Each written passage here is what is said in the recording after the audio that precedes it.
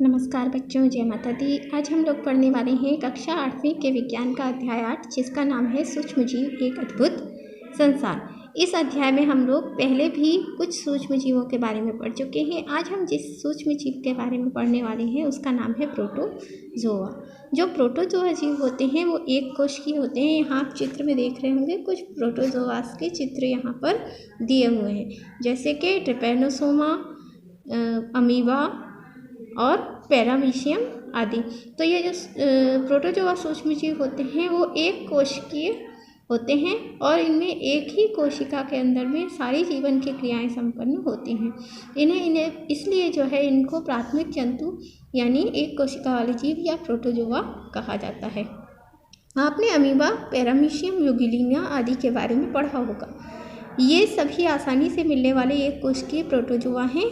इस समूह के जीव पानी, पौधे और पशुओं के शरीर एवं मिट्टी में अन्य सूक्ष्म जीवों की तरह सभी जगह पाए जाते हैं। ठीक है, तो ये क्या होता है, जैसे कवक है, स्काई है, ये जो है सभी स्थानों पर, नमी वाले स्थानों पर पाई जाती है, मिट्टी आदि में।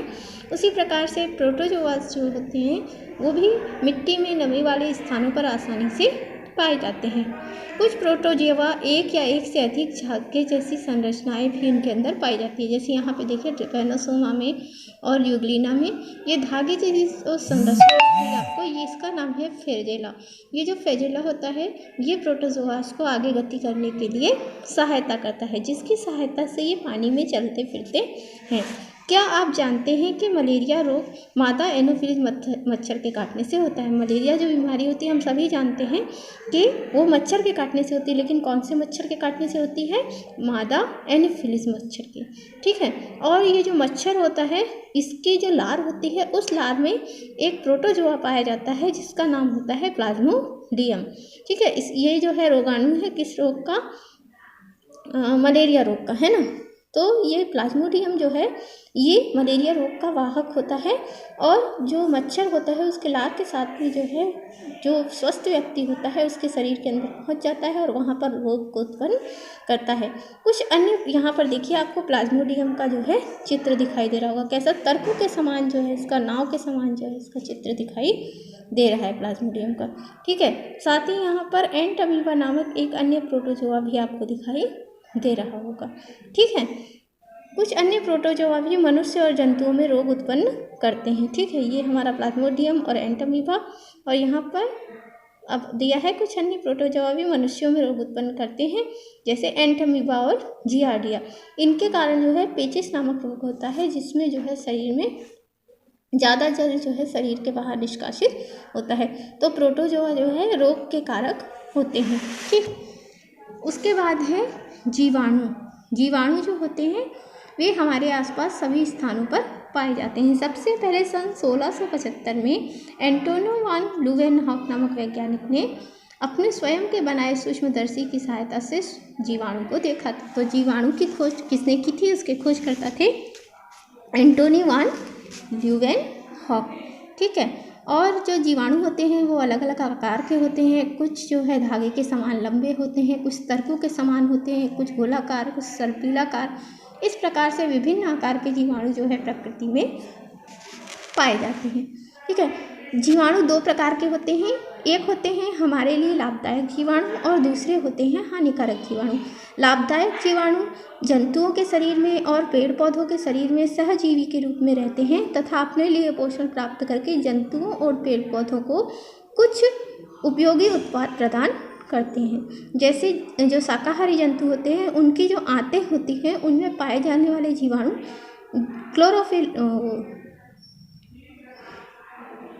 जो पादप कोशिका होती है उसके बाहर स्थित सेलुलोज का पाचन करने में सहायता करते हैं। ठीक है, उसी प्रकार से यहाँ पर हम देख सकते हैं कि जो दलहन पौधे होते हैं जैसे मटर या चना या अरहर आदि, उनकी जड़ों में ऐसे ग्रंथियाँ पाई जाती हैं। ये देखिए यहाँ पर आपको जड़ दिख रही होगी, ये मोटा भाग जो है जड़ का वो प्राथमिक जड़ है, उससे बहुत सारी शाखाएं निकल रही हैं जिसको हम द्वितीयक जड़ कहते हैं।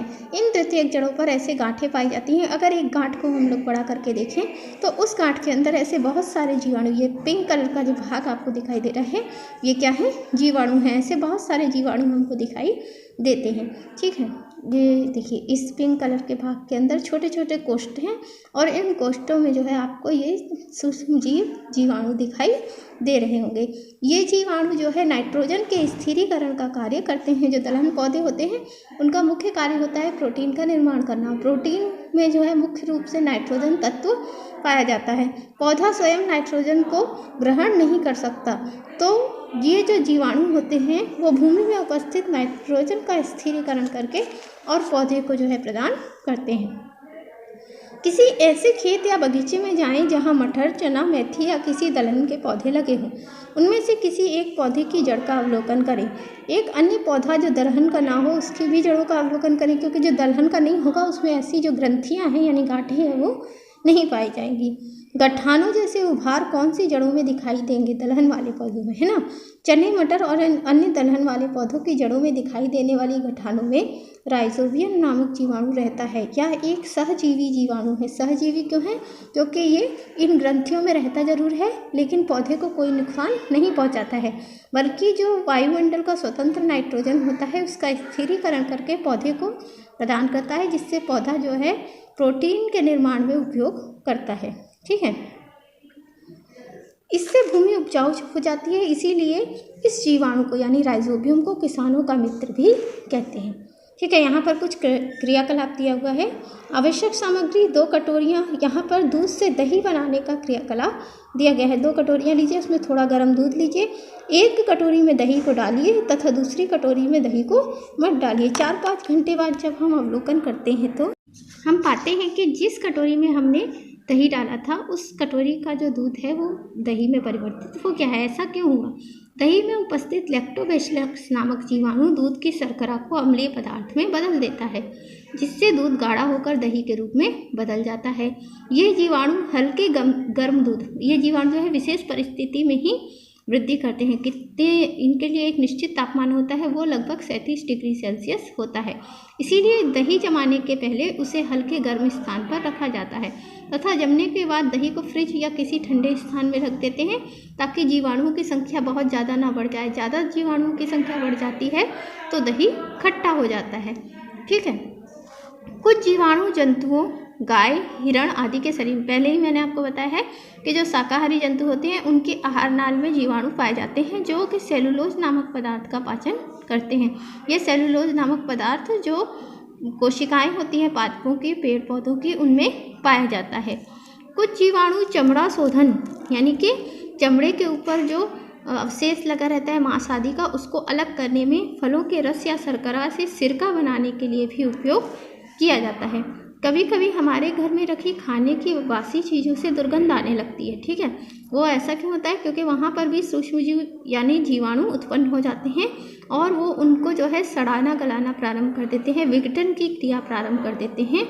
ठीक है, उसके कारण जो है उनसे दुर्गंध आना प्रारंभ हो जाती है। इसलिए जीवाणु क्या है? एक प्रकार के अपघटक भी हैं। यह प्रक्रिया लाभदायक भी हो सकती है और हानिकारक भी हो सकती है। ठीक है, लाभदायक कैसे होगी?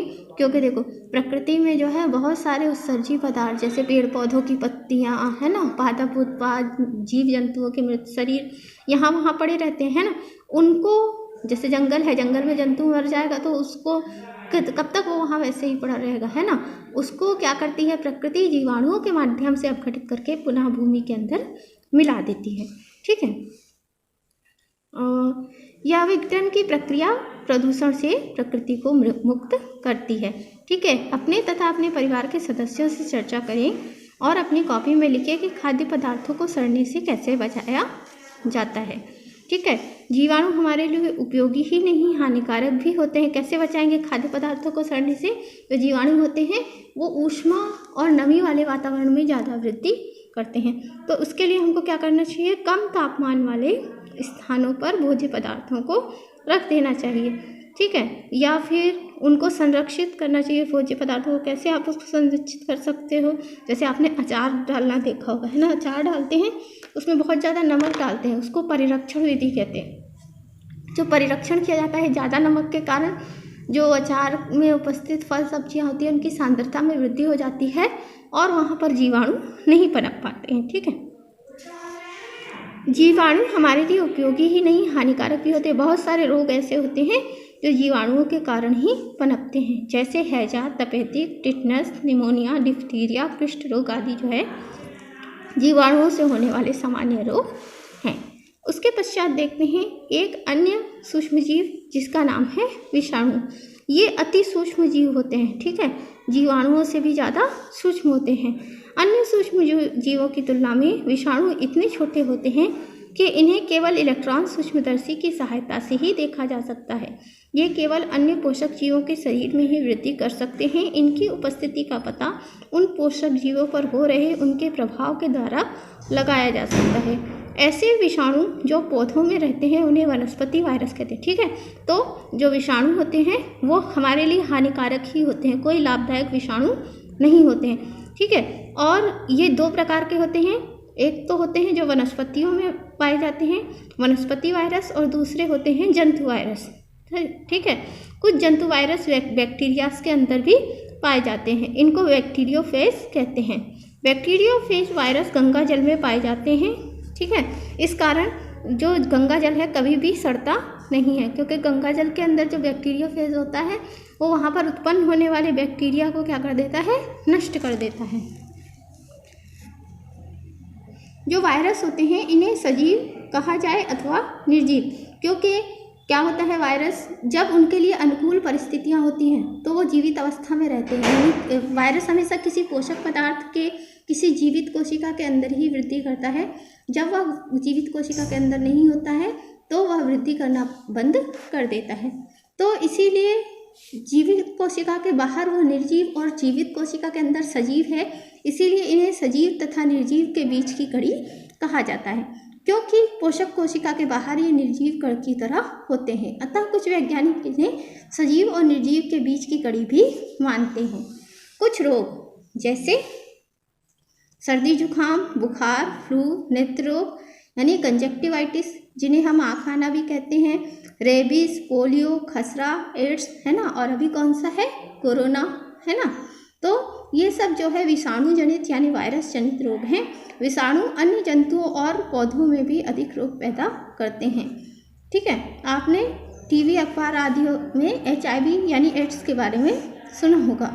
मनुष्यों में एड्स भयानक और जानलेवा होता है, इसका कोई इलाज भी नहीं है, किंतु बचाव के उपायों के द्वारा बचा जा सकता है। कैसे बचा जा सकता है, जैसे हम लोग कहीं अस्पताल वगैरह में जाते हैं और वहाँ हमको इंजेक्शन लगाया जाता है, तो उस समय हम लोग इस बात की सावधानी रखें कि जो इंजेक्शन लगाने वाला स्वास्थ्यकर्ता है वो नई नीडल का ही प्रयोग कर रहा हो किसी अन्य व्यक्ति की, क्योंकि ये इसमें जो है वायरस नीडल के माध्यम से, रेजर के माध्यम से, रक्त के माध्यम से एक दूसरे के शरीर में पहुंचता है।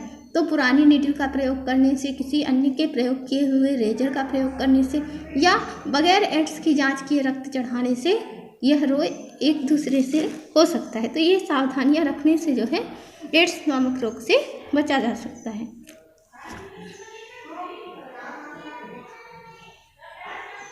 ठीक है, सूक्ष्म जीवों का हमला और उनके द्वारा शरीर पर मुकाबला, इसके बारे में जो है हम कल पढ़ेंगे। HIV का पूरा नाम क्या है, तो HIV का पूरा नाम है ह्यूमन इम्यूनोडिफिशियेंसी सिंड्रोम, ठीक है। तो इस तरीके से जो है आज का वीडियो अगर आपको अच्छा लगा हो तो हमारे वीडियो को लाइक कीजिए, सब्सक्राइब कीजिए और ज़्यादा से ज़्यादा शेयर कीजिए। धन्यवाद।